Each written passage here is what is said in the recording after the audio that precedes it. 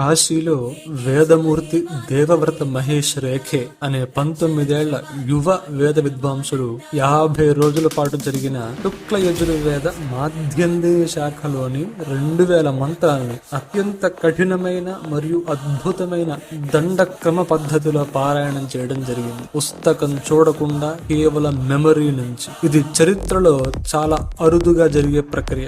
గత 200 ఏళ్లలో కేవలం రెండోసారి మాత్రమే ఇది జరగటం, అది 50 రోజుల్లో జరగటం ఇదే చరిత్రలో మొదటిసారి. ఈ పారాయణం చేసిన వ్యక్తికి శృంగేరి జగద్గురువులు 5 లక్షల విలువైన బంగారు కంకణం ప్రదానం చేయడం జరిగింది.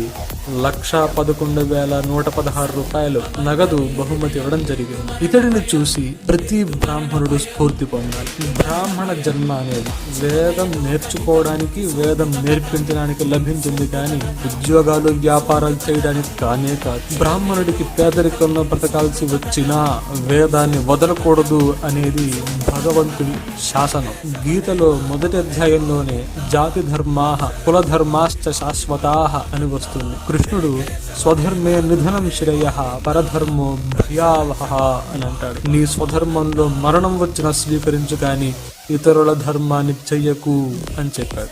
బ్రాహ్మణుల స్వధర్మం గురించి కృష్ణుడు చెప్తూ శమోదమస్తపః శౌచం క్షాంతిరార్జవమేవ చ జ్ఞానం విజ్ఞానమాస్తిక్యం బ్రహ్మ కర్మ స్వభావజం.